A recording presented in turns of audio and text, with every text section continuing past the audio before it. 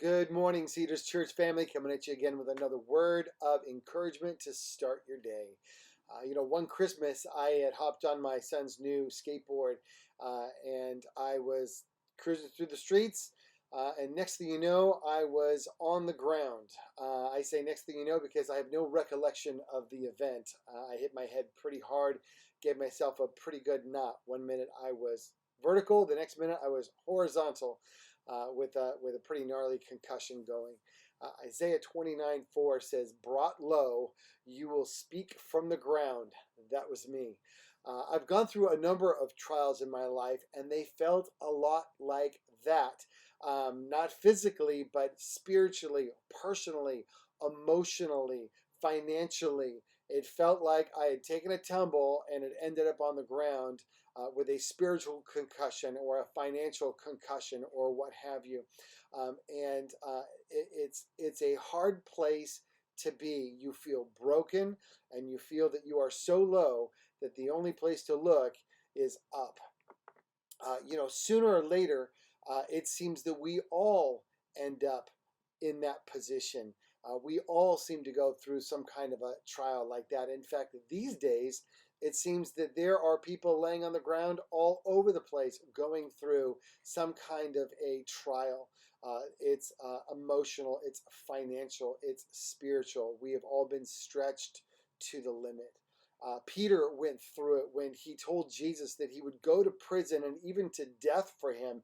And then, just not a few hours later, there he was denying that he even knew Jesus.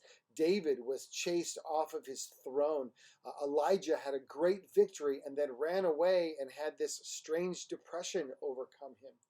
Paul writes in 2 Corinthians chapter 1, starting in verse 8, he says, "We do not want you to be uninformed, brothers and sisters, about the troubles that we experienced in the province of Asia.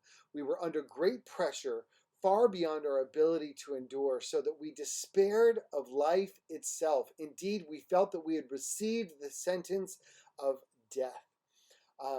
It's good to know that even the heroes of the faith suffer too, that no one is immune to being brought down low, to being afraid, to wondering what could be next.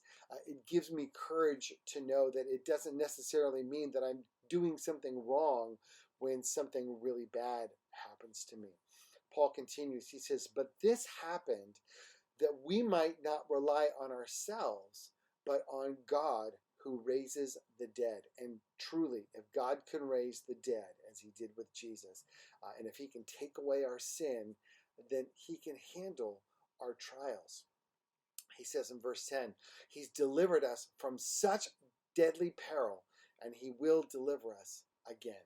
And when we see his constant deliverance in our lives, and if you're watching right now, take note, you're still here. He's delivered you.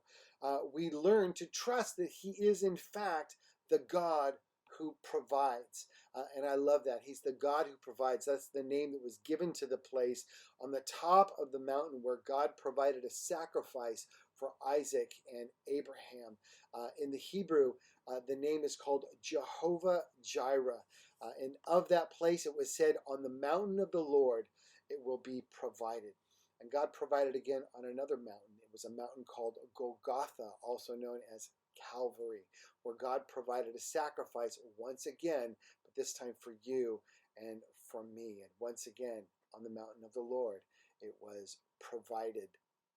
So again, if God can take away your sin, can he not handle your current crisis? Paul continues, "On him we have set our hope that he will continue to deliver us as you help us by your prayers." Paul was encouraged by and helped by the prayers of others, even the prayers of just the people that he knew in these other churches that he'd even helped start. He wanted their prayers for himself. He knew that he wasn't in this by himself. So if Paul can struggle, you can struggle, and I can struggle too. And so can your pastor or other spiritual leader or other person in your life that you might think is too big, too strong to handle such a crisis, but they can struggle too. And so it's important for us to know that we need to make a point to be gracious with one another. We never know what's really going on in somebody else's life, even your pastors, even an elder at your church, someone else that you know. We never quite know what's going on in their lives. So, like Paul, let's count on the prayers of other people. Let's pray for each other. Let's pray that the Lord will provide, because he is the God who provides. I promise to pray for you guys today. Will you pray for me too? I'd appreciate that. God bless you. Have yourselves a great day. And remember, you are loved.